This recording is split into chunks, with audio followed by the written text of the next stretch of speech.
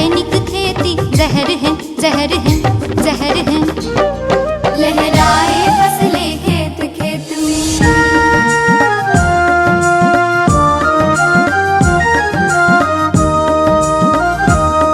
हम करेंगे जैविक खेती जो पौधों को जीवन देती, सबको सात्विक अन्न मिले, स्वस्थ बने मन खिले खिले।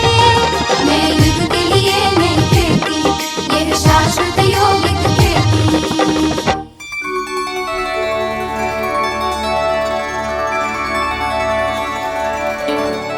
मन रे तू काहे न धीर धरे, मन रे तू काहे न धीर धरे। मन ने जब से धीरज धरना छोड़ दिया, तब से इस संसार की हालत क्या हो गई है दोस्तों, ये हमसे छिपी हुई नहीं है। कहने को ये देश गांव का देश कहलाता है। श्री कृष्ण भी गांव में ही तो रहते थे, मगर श्री कृष्ण की पुरी कहलाने वाला ये भारत देश कंसपुरी में बदल गया है। हर जगह झगड़े, लड़ाई, मारकाट, व्यसन, और अगर ये सारी समस्याएं ना हो तो प्राकृतिक आपदाएं। इन सारी समस्याओं से जूझ रहा है आज का इंसान, और इन सारी समस्याओं का मूल कारण है मन पर नियंत्रण न होना, मन का धीरज न धरना। नमस्कार, मैं हूं अमित। शाश्वत यौगिक खेती टॉक शो में आपका एक बार फिर से स्वागत है। दोस्तों, मन की गति पर ही ये सारा संसार चल रहा है। सबसे सूक्ष्म गति मन की है। शाश्वत यौगिक खेती टॉक शो में भी हम विचारों की और संकल्पों की ही तो बात करते हैं। विचारों और संकल्पों की शुद्धता से हमें शुद्ध सात्विक अन्न उगाना है, मगर ये सात्विक अन्न, ये पौष्टिक अन्न, ये शुद्ध अन्न तब उग पाएगा जब हमारा अंतःकरण शुद्ध हो पाएगा। समस्याओं से जूझते इस संसार में, सब संसार बड़ा भी है और हमारा खुद का निर्मित किया हुआ छोटा सा आसपास का संसार भी होता है। जब तक हमारा मन शक्तिशाली नहीं होगा, हम समस्याओं का निदान करने में सक्षम नहीं होंगे, अपने विचारों को दृढ़ करने में सक्षम नहीं होंगे, तब तक ये परिदृश्य नहीं बदलेंगे। जीवन में जो कुछ भी छोटी बड़ी या समस्याएं आती हैं, उन्हें आत्मिक बल से ही सुलझाया जा सकता है, दूर किया जा सकता है। आज इसी विषय पर चर्चा करेंगे, और इस विषय पर चर्चा करने के लिए हमारे बीच में पधारे हैं भोपाल से व्यवहार वैज्ञानिक डॉक्टर अजय शुक्ला जी। डॉक्टर साहब, आपका बहुत बहुत नमस्कार। नमस्कार दोस्तों, डॉक्टर अजय शुक्ला जी बचपन से ही ईश्वरीय ज्ञान में हैं। 12 पुस्तकों का लेखन कर चुके हैं, जिसमें से 5 पुस्तकें प्रकाशित हो चुकी हैं। कई राज्य सरकारों एवं केंद्र सरकार की इंटेलिजेंस विभाग के साथ में कार्य कर रहे हैं, और देश के कई महाविद्यालयों, विश्वविद्यालयों के वरिष्ठ प्रोफेसर्स यानी कि फैकल्टी को ट्रेन करने के लिए भी फैकल्टी ट्रेनिंग प्रोग्राम दे चुके हैं। आइए आज इनके अनुभव का लाभ लेते हैं। डॉक्टर साहब, जिस तरह से परिस्थितियां बदल रही हैं संसार की जी, ऐसे में मन जो है वो काफी कमजोर हो गया है, और ज्यादा। पहले कमजोर मन ने समस्याएं आमंत्रित कर ली, और अब समस्याओं के चलते मन और ज्यादा कमजोर होता चला जा रहा है। ये जो एक विशेष साइकिल जो बन रही है, ऐसे में किस तरह से मन में दृढ़ संकल्प लाया जाए, शुभ संकल्प लाया जाए और आत्मबल को बढ़ाया जाए, ये कैसे संभव होगा? बड़ा ही जीवंत प्रश्न है, और इस प्रश्न के उत्तर की खोज सदियों से चली आ रही है। आज भी वर्तमान मानस को अगर हम टटोलने का प्रयास करें तो उसके अंतःकरण में ये बात चलती रहती है। उसको लगता है कि क्या तरीके हो सकते हैं कि मैं खुद ही मन को समझा दूं। हालांकि उसकी छोटी छोटी कोशिशें हैं। उदाहरण के लिए देखेंगे कि परिवार में अपने बड़ों के साथ बैठना, उनसे बातचीत करना, कुछ चीज़ों को जानने की प्रवृत्ति विकसित करना, इन सब के बीच में भी जो वो चाह रहा होता है उसे मिल नहीं पाता है। एक और तरीका होता है कि वो गुमसुम हो गया और उसने अपने आप से बातचीत शुरू कर दी। हम लोग अपनी भाषा में इसको कहें तो मनोवैज्ञानिक भाषा में ऑटो सजेशन जिसको हम बोल सकते हैं, वो प्रश्न भी अपने सामने रख रहा है, उसके उत्तर भी ढूंढ रहा है, समस्याएं भी उसके सामने हैं, गुत्थियों में उलझ भी रहा है, सुलझाने का प्रयास भी कर रहा है। उतार चढ़ाव के बीच में उसके ये प्रयास निरंतर जारी हैं, लेकिन सॉल्यूशन के साथ में वो है, इस बात का वो दावा नहीं कर पा रहा है। ऐसे में केवल एक आध्यात्मिक तरीका हो सकता है जिससे कि हम अपने मन को थोड़ा सा अगर एकाग्र कर लें तो शायद समस्याओं को एक बार एनालाइज किया जा सकता है। हमें लग सकता है कि अच्छा ये समस्या हो सकती है, ये प्राथमिकता के बेस पर इसको हम देख सकते हैं, प्रायोरिटी हमारी ये है, मुझे ये करना चाहिए था। थोड़ा सा सॉल्यूशन के संकेत यहाँ से मिलने लगते हैं और उसको लगता है कि अब कुछ हो सकता है। ये इस प्रकार की मनस्थिति उसके साथ जहाँ वो संवाद और विवाद और वितर्क के बीच में किसी निष्कर्ष तक पहुंचने की स्थिति में है, लेकिन उलझन समाप्त नहीं हुई है। जी। तो वर्तमान समय में ये एक बड़ी इंटरनल लड़ाई है जो दिखाई नहीं देगी। दिखाई देगी अगर किसी बेस पर, तो हो सकता है कि चेहरा उदास हो गया, अपने आप को कट ऑफ कर लिया, हमें बात नहीं करना है, काम नहीं करना है, वर्किंग लेवल पर देखें तो पेन डाउन करके बैठ जाना है। हाँ जी। अब कोई व्यक्ति एक सामान्य लेवल पर ये आइडेंटिफाई करना बहुत मुश्किल है कि अगर कोई अंतर्मुखी है, दिखने में ये दिव्य गुण है, लेकिन उसका मानस, उसका मन बहुत अंदर से नाराज है और उस क्रोध को, उस एंगरनेस को, उस फीलिंग को, उस इंटरनल प्रेशर को वो अपने छोटे छोटे कार्यों के बीच में जब इन्वॉल्व होता है तो वहाँ दिखाई भी देते हैं। सफलता नहीं मिलना, जी हाँ, असफल हो जाना, चिड़चिड़ापन बढ़ जाना, खाना मैं खा रहा हूँ लेकिन मुझे अच्छा नहीं लग रहा है। तो ऐसी स्थितियों के बीच में परिवार भी आइडेंटिफाई कर लेता है कि अभी कुछ गड़बड़ है। जी। हालांकि स्नेह प्यार का संबल उसको मिलता है, लेकिन स्नेह प्यार के बीच में थोड़ा समय अगर परिवार या समाज या रिलेटिव्स दे देते हैं तो उसे लगता है कि कहीं मुझे समाधान मिल सकता है, और वो थोड़ा थोड़ा जो स्नेह प्यार है वो उसे उस लेवल पर खड़ा कर देता है जहां वो अंदर से दावा करता है कि कुछ मजबूती आ रही है, कुछ बात बन सकती है। पर मैं ये कहना चाहूँगा डॉक्टर साहब, आज जो परिदृश्य हो रहा है या मुझे जिस दृश्य की कल्पना आती है बार बार, जो समाज का ही ऑब्जर्व किया हुआ जी है, जी, समस्याएं इतनी विकराल हैं और हर किसी के पास में। अगर आप परिवार की बात करें, जी जी, यहाँ एक व्यक्ति की बात नहीं है कि उसका मनोबल कमजोर हो गया या वो चिड़चिड़ा हो गया, यहाँ तो परिवार भी एक दूसरे से जुड़ा हुआ है। मैंने अपने चिड़चिड़ेपन में अपने ही परिवार के किसी सदस्य को कुछ बुरा भला कह दिया, उनका मूड खराब हो गया। उस परिवार के सदस्य ने आगे अपने 2-3 मान लीजिए छोटे छोटे बच्चे हैं, उनको कुछ बुरा भला कह दिया, उनका भी मानस खराब हो गया, मानसिक स्थिति बिगड़ गई। तो परिवार जो स्नेह प्यार के संबल मिलने की बात है, ये बहुत अच्छी बात है कि प्यार एक शक्ति देता है, खुशी देता है, मगर ऐसी परिस्थिति में जब सभी उदास हैं, सभी हताश हैं, सभी परेशान हैं, क्योंकि परिवार में परेशान है तो निकल करके बाहर अपने दोस्तों में जाकर के बैठते हैं, और कमज़ोर मन के जैसे आपने कुछ लक्षण बताए थे कि काम में मन नहीं लग रहा, तो वो 4 लोगों के पास में जाकर के फिर वो कहीं व्यसन वगैरह करने लग जाते हैं या कुछ टाइम पास खेल खेलने लग जाते हैं जिसमें पूरा समय नष्ट हो रहा है और पैसा भी बर्बाद हो रहा है। जी। ऐसी परिस्थिति में जहाँ एक दूसरे को कोई संबल भी नहीं दे पा रहा है, अगर व्यक्ति खुद से जो बात कर रहा है, ऐसे में क्या वो ऐसा कर सकता है कि इन परिस्थितियों को वो खुद से उसको समझ में आ जाए कि ये ठीक नहीं कर रहा मैं? क्योंकि जब इन कार्यों में लिप्त हो जाते हैं तो व्यवहार ही वैसा बन गया, समझ ही नहीं आ रहा कि सही हो रहा है कि गलत हो रहा है। बहुत सारे NGOs के साथ में जब मैं काम करने लगा तो मैंने कहा कि क्लासरूम में जाने की बजाय जहाँ प्रोग्राम होना है उसको मैं एक बार आइडेंटिफाई करना चाहता हूँ। जी। मान लीजिए कि वहाँ कोई कैंपस हमको अवेलेबल नहीं हुआ, अब वहाँ हम पास के मंदिर में चले गए। जी। अब मंदिर के प्रांगण में जाने के बाद हम क्या देख रहे हैं कि 10-20 लोग बैठ के वहाँ पर ताश पत्ते वगैरह खेल रहे हैं। हाँ जी। पहला तो हमने क्वेश्चन राइज किया कि भाई इस अच्छे वातावरण में इस नकारात्मक स्थिति की क्या आवश्यकता है। हाँ जी। ठीक है, लोक लाज के भय से वहाँ से हट भी गए तो हमारे मन में आया कि यहाँ प्रोग्राम करना है तो कुछ सफाई की जाए। कुछ वॉलंटियर्स के साथ में हमने सफाई की। देखा तो मंदिर के ओट में या पीपल या बड़ का पेड़ लगा है, तो वहाँ हमको बहुत सारी नशे की चीज़ें, जैसे कुछ बीड़ी का वहाँ मिलना, ताश की पत्तियाँ मिलना, कुछ ऐसी सामग्री मिलना जो मर्यादा के अनुकूल नहीं है। जी। तो एक मन में चिंता हुई कि अभी क्या हो गया है समाज को, क्या धर्म का छोटा सा स्थान भी अपनी पवित्रता को अक्षुण्ण नहीं रख पाएगा जी, या वहां पर उस गम को भुलाने के लिए हमें एकत्र होना पड़ेगा।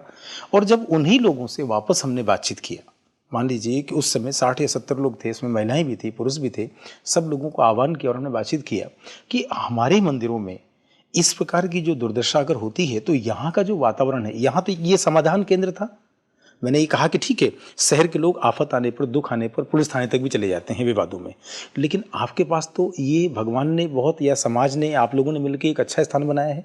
यहाँ समाधान हो सकता था, पंचायत बैठ सकती थी, पंचों के मुख से परमेश्वर बोलता है। ये सारी बातें उनके सामने जब रखी तो एक आश्चर्य और हुआ कि लगभग 1 हफ्ते का फीडबैक हमें मिला कि जो मंदिर अभी आधा निर्माण कार्य बना था, पूरे गांव के लोगों ने इस कार्यक्रम के बाद में 7 या 8 लाख रुपए इकट्ठा करके और अगले 3 महीने में उसका अच्छा निर्माण कर दिया और वहां अच्छी क्रियाविधि चालू हो गई। जी, ये मैं इसलिए कह रहा हूं कि समाज में जो लोग पढ़े लिखे हैं, जिनका समाज की मदद करना दायित्व है, अगर छोटे छोटे इंटरवेंशंस करते हैं, एक उदाहरण के तौर पर किसी एनजीओ का गांव के अंदर कोई अवेयरनेस कैंप का क्रिएट करना, ये एक माध्यम बना, मेरा वहां पहुंचना हुआ, या मेरे जैसे और लोग जो समाज के हित के लिए सोच रहे हैं, तो वहां पर एक किसान को, एक आम आदमी को, या शहर की एक छोटी सी वर्कशॉप में अगर अपने आप को देखने का प्रयास करें तो उस इंसान को कुछ संबद्धता मिलती है, जुड़ाव मिलता है। अगर उसको अपने जीवन में अपने मन की समस्याओं को लेकर समाधान नहीं मिल पा रहा है तो उसके पास में ऑप्शंस क्या है, और अगर वो उन ऑप्शंस पर जाने का प्रयास करता है तो ये छोटे छोटे विकल्प, उदाहरण के तौर पर अगर मीडिया के माध्यम से देखें कि केवल मनोरंजन के कार्यक्रम टेलीविजन पर नहीं है, बहुत सारे अच्छे कार्यक्रम आ रहे हैं कि अब किसान या एक आम आदमी कहता है कि हमने एक प्रोग्राम देखा, उसमें हमने एक विशेषज्ञ से बात सुनी जी, या हमने जानने का प्रयास किया, हमें लगता है कि हमारा मन मजबूत हो सकता है, कुछ उसको विचार मिला जी, उसके पास एक ऑप्शंस हुआ। ऐसा नहीं है कि वो एक्सपर्ट से जाके तुरंत लिंक कर रहा है, लेकिन सोच रहा है फलाना इंसान ने प्रवचन दिया, उनकी ये बात ठीक लगी। इस प्रकार की एक्टिविटीज में धीरे धीरे इन्वॉल्व होने के बाद में उस आम आदमी को लगता है कि शायद यहाँ से समाधान मिल जाए जी, कोई हमारी मदद करे। तो वो जो बातचीत उसके मन में चल रही है, वो चाह रहा था कि छोटा सा गांव में या शहर में एक स्कूल का शिक्षक भी उसकी मदद कर सकता है जी जी जी, एक बूढ़ा इंसान भी उसकी मदद कर सकता है। लेकिन प्रश्न उठता है कि एक आम आदमी उस वरिष्ठ व्यक्ति तक कैसे जाए जी, उसके बीच में जो एक गैप क्रिएट हो गया है, उसको लग रहा है कि मैं अपनी समस्या के लिए अगर जाके किसी वरिष्ठ से पूछूंगा तो कहीं ये स्थिति क्रिएट ना हो जाए कि इतना विकास संसार में हो गया है और तुम इतनी छोटी सी बात कर रहे हो जी। और वो ये दर्द कहता है कि इस दर्द के कारण, इस मन के अवसाद के कारण मैंने ड्रग्स का प्रयोग कर दिया या नशे का उपयोग में करने लगा, या मेरी स्थिति और खराब हो गई। और तो आपने जो उदाहरण रखा है एक्चुअली कि धार्मिक स्थल के पास नशे की स्थूल सामग्री का मिलना, ये कहीं ना कहीं इतने ज्यादा निराशा का प्रतीक हो रहा है कि जहां पर हमें शक्ति मिलती है, ताकत मिलती है, प्रेम, पवित्रता, हर अच्छे एहसास का आभास हो जाता है, वहां पर हम स्थूल साधनों को ज्यादा शक्तिशाली मान रहे हैं कुछ देर के लिए समस्या से दूर होने का। बिल्कुल ठीक है, बिल्कुल ठीक है। तो ये जो समाज में जो स्थितियां उत्पन्न हो गई हैं कि एक व्यक्ति कमजोर मनस्थिति के कारण या संकोच या शर्म के कारण अपने किसी वरिष्ठ के पास नहीं जा पा रहा है समाधान के लिए, तो इन परिस्थितियों का जो निर्माण हो गया है, अब कहीं ना कहीं खुद के इस बैरियर को तोड़ना पड़ेगा। जैसे किसी कार्यक्रम के जरिए कोई अच्छा विचार मिल गया, शरीर का भोजन ये अन्न है और आत्मा का भोजन एक शुद्ध विचार ही है। अंधेरे में एक किरण की भांति एक अच्छी बात हमने सुनी और उसके चलते हमें ये तो समझ में आ गया कि समाधान मिल सकता है जी। अब इस किरण के जरिए, इस तिनके को ही हम अपना पूरा सहारा बना लें और इस डूबती नैया को से हम पार लग जाएं, ऐसा क्या करना चाहिए? देखिए, सबसे बड़ी बात यह है कि अगर हम एक आम आदमी से उनकी समस्याओं पर बातचीत करते हैं और समाधान के जितने भी तरीके सुझाते हैं जी, तो उसमें पहला जो सबसे बड़ा हर्डल आता है वो ये कहते हैं कि डॉक्टर साहब, आप हमसे बोल रहे हो कि आप अपनी सोच को अच्छा कर लें जी। अब बात छोटी सी है जी, मन के लिए बहुत बड़ी ताकत है, लेकिन वो इंसान कहता है कि हम अपनी सोच अच्छी कैसे कर लें, ये हमारे लिए एक असंभव सा कार्य है, नहीं हो सकता। अब हमारे और आपके बीच में जो वैचारिक पहल चल रही है वो इस बात को लेके है कि वो इंसान 100% इस बात के लिए तैयार हो जाए कि मुझे आज से अपनी सोच को नकारात्मक नहीं रखना है, ये अच्छा करना है, बदलना अच्छा करना है। अब सोच में बदलाव के लिए अगर हम बात कर रहे हैं तो एक मनोवैज्ञानिक होने के नाते मुझे मन के उस जड़ में जाना पड़ेगा। हाँ जी, मुझे उसे बताना पड़ेगा कि ये जो श्रेष्ठ मानव का वटवृक्ष है ये तैयार कैसे होता है, और क्या आप इस सृष्टि पर आने के बाद अपने आप को एक बहुत ऊंची स्थिति में ले जाना चाहते हैं। अगर मोटे शब्दों में कहें कि आपके जीवन का लक्ष्य क्या है। अब जैसे ही हम लक्ष्य की बात करते हैं, एक आम आदमी फिर कहता है ये तो बहुत पढ़े लिखे और समझदार लोगों का काम है जी, लक्ष्य बनाने की क्या जरूरत है, सृष्टि में पैदा हो जाओ, अपने आप सब व्यवस्था चलती रहती है। हाँ जी, तो अब एक आम आदमी, जो आपने कहा कि रोटी कपड़ा और मकान, जी, ये जो उसके मानसिक स्ट्रक्चर में है, इस स्ट्रक्चर से वो कभी बाहर नहीं निकलता है। उसको लगता है कि सोचना या समझना या सीखना ये एक अलग परिदृश्य है, जी हाँ, ये जीने का या बहुत ज्यादा मन को ताकत देने का आधारभूत स्तंभ नहीं है। लेकिन हम उसको जब सहज शब्दों में समझाने का प्रयास करते हैं तो एक बात निकल के आती है कि अगर हम आपको एक रास्ता बताएं कि आप कुछ नहीं करें, आज से सकारात्मक चिंतन शुरू कर दें। अब सकारात्मक चिंतन शुरू कर दें, ये मनोवैज्ञानिक प्रयोग हो रहे हैं। जी हाँ, ईश्वरीय सत्ता के द्वारा समर्थ चिंतन की ओर जाने की बात की जा रही है। हाँ जी, तो अगर उस इंसान ने एक बार सकारात्मक चिंतन की ओर कदम रख दिया तो उसको समर्थ चिंतन की ओर जाना बड़ा आसान हो जाएगा। अब वो पूछेगा कि समर्थ चिंतन के बाद एक और कुछ हो सकता है जिससे कि हम कभी नीचे नहीं आए। हाँ जी, तो वहां हमें इस बात को उस इंसान के सामने रखना पड़ता है कि भैया आप समर्थ सोच के बाद में अगर महान सोच में या महान चिंतन की ओर चल पड़े तो आपके जीवन में एक श्रेष्ठ व्यक्तित्व का निर्माण होगा और वहां मन बहुत प्रबल होगा, सशक्त होगा। जी डॉक्टर साहब, जो आपने बताया कि सकारात्मक चिंतन, सकारात्मक से समर्थ और समर्थ से महान सोच, ये तो एक, अगर मैं किसान भाइयों के मद्देनज़र देखूँ, सोचूं तो ऐसा लगता है कि वो, क्योंकि उन्होंने तो बचपन से जो देखा पढ़ा सुना, उन्होंने अपना वजूद ही वैसा स्वीकार कर लिया कि हम तो इसी कर्म के लिए हुए हैं, इसी दायरे में जीने के लिए हुए हैं और यही हमारा कर्म है और यहीं से हम निकल जाएंगे। अच्छा बनना है, अगर सरल शब्दों में बोलूं, और अच्छा चिंतन करना है जिससे इस दायरे में रहते हुए भी, भले ही वो उसी गांव में मुझे जीवन व्यतीत करना है, कोई बड़े बड़े काम नहीं करने, उस सकारात्मकता की ओर मैं बढ़ सकूं, ये स्वीकार कर सकूं, मेरे जीवन में आने वाली छोटी छोटी समस्याओं का मैं सामना कर सकूं केवल, क्योंकि कोई भी समस्या आती है और मुझे चिड़चिड़ाहट और क्रोध आ जाता है, मैं दो अपशब्द बोलने लग जाता हूँ, या मुझे कुछ समझ में नहीं आता तो मैं शाम को सूर्य अस्त और मस्त होने चला जाता हूँ, नशे का सहारा लेने चला जाता हूँ। ये सिर्फ इतनी ही नकारात्मकता किसी आम व्यक्ति के हृदय से, दिल से निकले और उसका मन ये स्वीकार करने के लिए तैयार हो कि नहीं भाई, ये सब खराब चीजें थी अभी तक जो मैंने की और मुझे तो इस दायरे में भी अच्छा जीवन जीना है, ये कैसे कर सकते हैं? देखिए, बहुत सटीक आप बात कर रहे हैं। इसके लिए छोटा सा मैं एक उदाहरण आपके सामने रखूंगा। गांव के अंदर जब हम बहुत सारे कैंप लगाते हैं तो उस समय एक लगभग 65 वर्ष के इंसान मेरे पास आते हैं और उन्होंने कहा कि पिछले 10-12 कैंप में आने के बाद में एक घटना घटी और अगर मुझे मन को शक्तिशाली बनाने का ये विचार यहाँ से नहीं मिला होता तो मैं ऐसा ऐसा नकारात्मक कदम उठा लेता।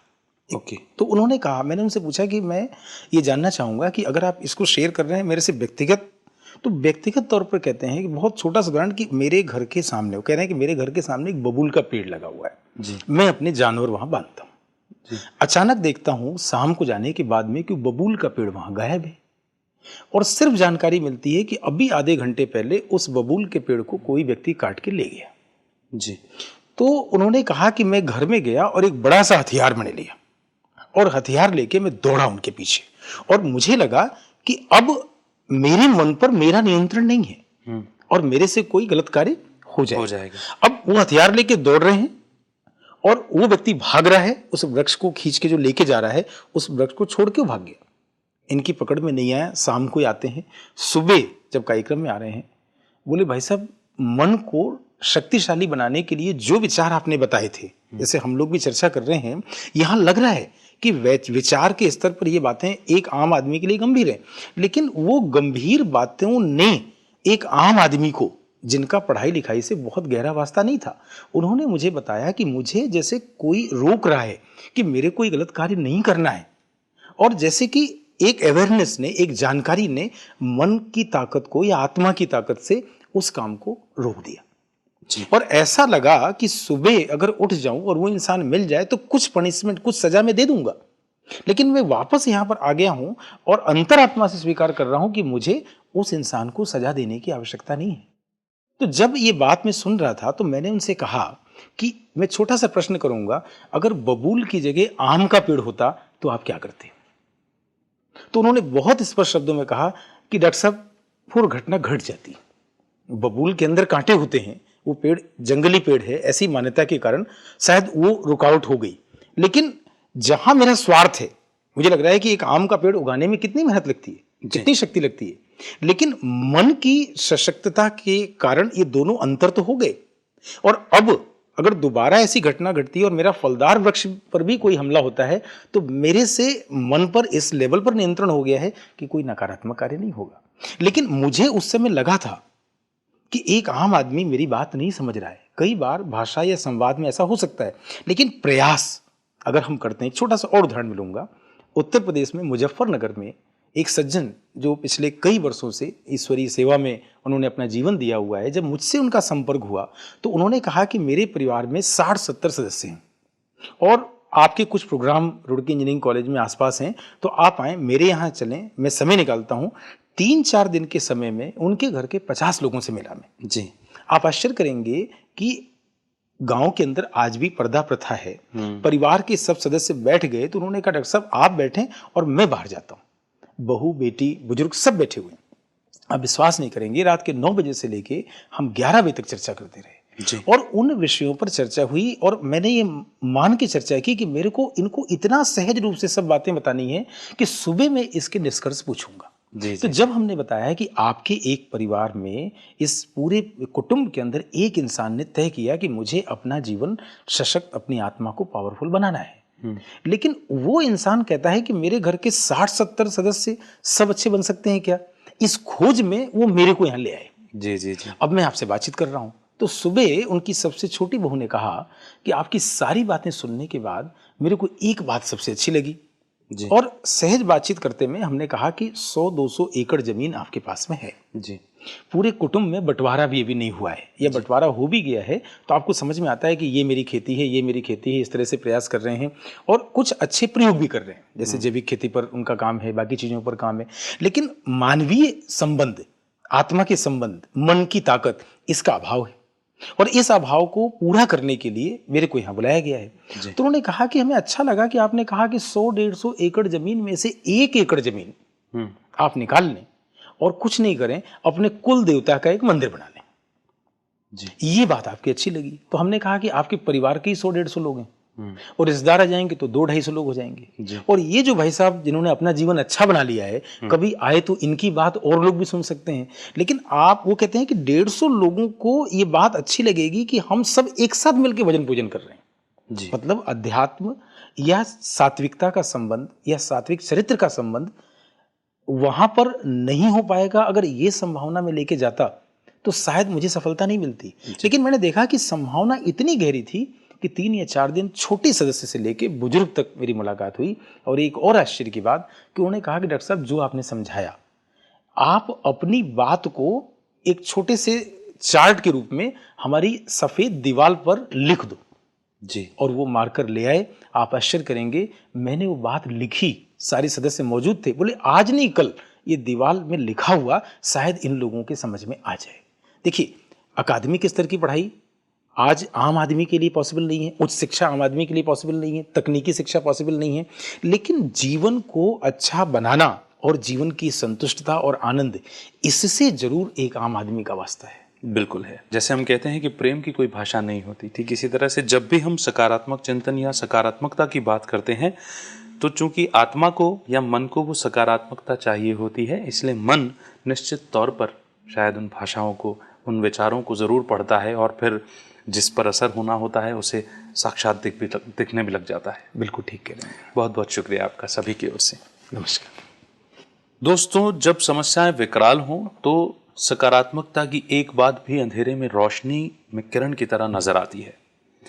आज हम सब जानते हैं कि हमारा जीवन समस्याओं से घिरा हुआ है। ऐसा कोई भी घर नहीं है जहां पर कलह, क्लेश, दुख ने दस्तक न दे दी हो। लेकिन ये दुख में रहना हमारा स्वभाव नहीं है। मनुष्य का मन हमेशा सुख ढूंढता है, आनंद ढूंढता है, प्रेम चाहता है। इसी विषय पर चर्चा को हम आगे बढ़ाएंगे कि किस तरह से समस्याओं के बादल को हम छांट सकें और फिर सुख, पवित्रता, आनंद, प्रेम की बरसात हमारे घरों पर हो। कार्यक्रम की अगली कड़ी में डॉक्टर अजय शुक्ला के साथ एक बार फिर उपस्थित होंगे। तब तक के लिए दीजिए इजाजत। रखिए अपना बेहतर ख्याल और मन को सकारात्मक चिंतन में लगाए रखिए। नमस्कार।